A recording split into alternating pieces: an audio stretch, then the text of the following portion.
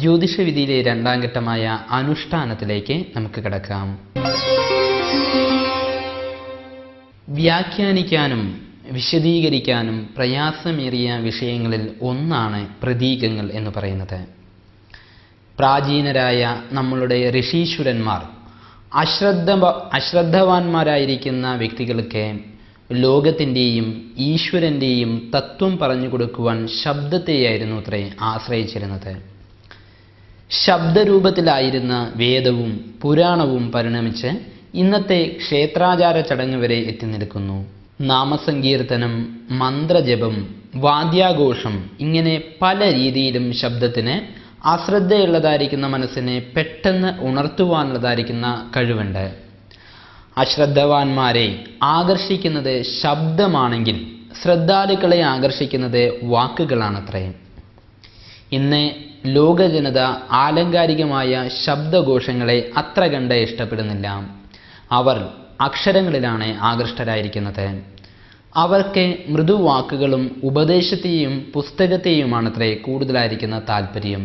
എന്നാൽ അതീവ ശ്രദ്ധവാന്മാരും ജ്ഞാനികളും ഇഷ്ടപ്പെടുന്ന മേഖല പ്രതീകങ്ങളുടേതാണ്. ശബ്ദമോ വാക്കുകളോ ഇല്ലാത്തതായിരിക്കുന്ന പ്രതീകങ്ങൾ ശബ്ദങ്ങളിലൂടെയും വാക്കുകളിലൂടെയും ദിവസങ്ങളോളം പറയുകയും എഴുതുകയും ചെയ്യുന്നവയെ കുറിക്കുന്നു. ശബ്ദാക്ഷരങ്ങളുടെ പ്രാധാന്യതകൾക്കപ്പുറം പ്രതീക പ്രാധാന്യമായി നിലകൊള്ളുന്നതാണ് ഹൈന്ദവധർമ്മം. ഹൈന്ദവധർമ്മത്തിൽ ഉള്ളതുപോലുള്ളതായിരിക്കുന്ന പ്രതീകങ്ങൾ ഉണ്ടെന്ന് അവകാശപ്പെടുവാൻ മറ്റൊരു മതത്തിനും കഴിയുമെന്ന് തോന്നുന്നില്ല. വിഗ്രഹ ആരാധന, ഓം എന്നുള്ളതായിരിക്കുന്ന പ്രണവാക്ഷരം, അമ്പരചുംബികളായ ക്ഷേത്രഗോപുരങ്ങൾ, ദേവീദേവന്മാരുടെ ധ്യാനരൂപങ്ങൾ എന്നിവയെല്ലാം തന്നെ പ്രതീകാത്മക ആധ്യാത്മികമായിരിക്കുന്നതിലെ ഉദാഹരണങ്ങളായിട്ടാണ് പറയപ്പെടുന്നത്. പ്രാചീന ഋഷീശ്വരന്മാർ ഒരു സത്യത്തെ വെളിവാക്കുവാൻ സാങ്കേതികമായ പ്രതീകങ്ങൾ ഉപയോഗിച്ചിരുന്നു. ബുദ്ധിപരമായുള്ളതായിരിക്കുന്ന കഴിവ് കുറഞ്ഞു പോയതിനാൽ മനുഷ്യൻ പ്രതീകങ്ങളെ തെറ്റിദ്ധരിക്കുവാൻ തുടങ്ങി. അതിനാൽ തന്നെ നാം അനശ്വര ഹൈന്ദവ പ്രതീകങ്ങളെക്കുറിച്ച് തീർച്ചയായും അറിയേണ്ടതായുണ്ട്. ഓംകാരം, ത്രികോണം, സർപ്പങ്ങൾ, ശംഖ്, മയിൽപീലി തുടങ്ങി അനേകം പ്രതീകങ്ങളുണ്ട്. ജ്യോതിഷവിധിയിലെ അനുഷ്ഠാനം എന്നുള്ളതായിരിക്കുന്ന രണ്ടാം ഭാഗത്തിലൂടെ ഈ പ്രതീകങ്ങളെക്കുറിച്ച് നമുക്ക് അടുത്തറിയാം. ഈ വാരം ഓംകാരത്തെക്കുറിച്ചാണ് പറയുന്നത്.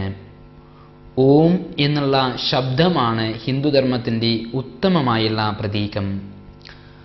ഓം എന്നുള്ളതായിരിക്കുന്ന പ്രതീകം കണ്ടിട്ടുള്ളവർ നിരവധിയാണെങ്കിൽ കൂടിയും ഈ രൂപത്തെക്കുറിച്ചുള്ളതായിരിക്കുന്ന അറിവ് വളരെയധികം വിരളമാണ്. പ്രപഞ്ചത്തിൻ്റെയും ഈശ്വരൻ്റെയും രഹസ്യങ്ങളുടെ ഉറവിടമായ കേൾക്കുന്നവരിൽ ജിജ്ഞാസ ഉണർത്തുന്ന ഓംകാരം വെറുമൊരു വാക്കല്ലാത്രേ, അത് ശക്തി സ്വരൂപമാണ്. അനേക ലക്ഷം ശ്ലോകങ്ങളും അനേകായിരം ഗ്രന്ഥങ്ങളും സൃഷ്ടിക്കപ്പെട്ടിട്ടും ഓംകാരം എന്നുള്ളതായിരിക്കുന്ന ശക്തി സ്വരൂപത്തെ പൂർണ്ണമായി വ്യാഖ്യാനിക്കുവാൻ കഴിഞ്ഞിട്ടില്ല എന്നാണ് പറയുന്നത്. ശബ്ദം കേൾക്കാവുന്നതും ഉച്ചരിക്കാൻ കഴിയുന്നവയുമാണ്. തന്ത്രശാസ്ത്രപ്രകാരം ബിന്ദു, കല, നാദം എന്നിങ്ങനെ ശബ്ദത്തിന് 3 സ്വരൂപങ്ങളുണ്ട് എന്നാണ് പറയുന്നത്. അവ്യക്തമായ രൂപത്തോടെ ഒരേ ദിശയിൽ മാത്രം സഞ്ചരിക്കാൻ കഴിയുന്ന സ്വരം നാദമാണ്. നാദത്തിൻ്റെ സ്പന്ദനശക്തി അഥവാ കേൾക്കുന്ന പ്രതീകമാണ് കല. നാം ഭാഷയിൽ കേൾക്കാൻ പോകുന്ന ശബ്ദത്തിൻ്റെ ഭൂതകാല രൂപത്തെയാണ് ബിന്ദു എന്ന് പറയുന്നത്.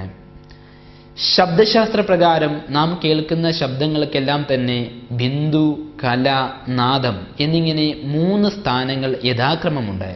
അതുപോലെ അവസാനിക്കുമ്പോഴും ധ്വനി, കല, ബിന്ദു എന്നിങ്ങനെ 3 അവസ്ഥകളുണ്ട്. ഇതിൽ നിന്നും ശബ്ദത്തിൻ്റെ ആദിയും അന്തവും ബിന്ദുവാണെന്ന് കരുതാം.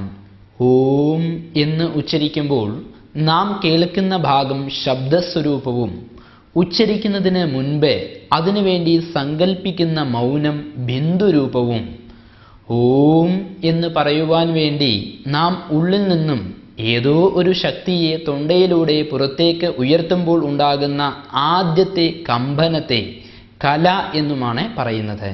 ഓംകാരത്തെ ഒരു സാർവജനിക ശബ്ദമായി കരുതാം. ഈശ്വരൻ്റെ ആജ്ഞ അല്ലെങ്കിൽ അഥവാ ഈശ്വരൻ്റെ ഒച്ച എന്ന് കരുതപ്പെടുന്ന ഓംകാരം ഒരു ശബ്ദമല്ല. ഓംകാരത്തെ വേർതിരിച്ചാൽ ആ എന്നും ഉ എന്നും മ എന്നുമുള്ളതായിരിക്കുന്ന 3 അക്ഷരങ്ങൾ കിട്ടുന്നുണ്ട്. ആ ഉ മ എന്നീ 3 അക്ഷരങ്ങൾ സൃഷ്ടിസ്ഥിതി സംഹാരത്തെയാണ് സൂചിപ്പിക്കുന്നത്. ലോകത്തിൽ എന്ത് ഉച്ചരിച്ചാലും അതിൽ ഒരു ഓംകാര ഘടന ഉണ്ടായിരിക്കുമെന്നാണ് പറയുന്നത്. താന്ത്രിക വിധികളിൽ 2 തരം ഓംകാരത്തെ ഉപയോഗിക്കുന്നുണ്ട്: താന്ത്രിക സ്വസ്തികവും മാന്ത്രിക സ്വസ്തികവും. ഓം എന്ന് ഉച്ചരിക്കുമ്പോൾ ഉള്ള വായയുടെ ചലനത്തിൽ നിന്നാണ് മാന്ത്രിക സ്വസ്തികം രൂപപ്പെടുന്നത്. പ്രാചീന കാലത്തിൽ ഭൂതപ്രേത പിശാചുക്കളെയും മൃതാത്മാക്കളെയും തടയുന്ന ചിഹ്നമായാണ് ഈ മാന്ത്രിക സ്വസ്തികം ഉപയോഗിച്ചിരുന്നത്. തന്ത്രപൂജാ സമയത്തിൽ കലശത്തിൽ വരയ്ക്കുന്നതായിരിക്കുന്ന താന്ത്രിക സ്വസ്തികം ഇതേ ആശയത്തിൻ്റെ വേറൊരു രൂപമാണ്. ആദിനാദം, ശബ്ദബ്രഹ്മം, അക്ഷരബ്രഹ്മം എന്ന പര്യായം പറയുന്ന ഓംകാരത്തിന് പ്രപഞ്ച രഹസ്യത്തിനെ വളരെയധികം ഭംഗിയായി പ്രകടിപ്പിക്കുവാൻ കഴിയുന്നുണ്ട്. കൂടാതെ ത്രിമൂർത്തികൾ, പഞ്ചഭൂതങ്ങൾ, ത്രിഗുണങ്ങൾ ഇവയൊക്കെയും ഓംകാരത്തെ പ്രതിനിധീകരിക്കുന്നു. ശബ്ദത്തിൻ്റെ, ഊർജത്തിൻ്റെ, ചേതനയുടെ, ഈശ്വര ശക്തിയുടെ തന്നെ ശരിയായ സ്പന്ദനമായ ഓംകാരം ഒരു വചനമോ ഭാഷയോ അല്ല.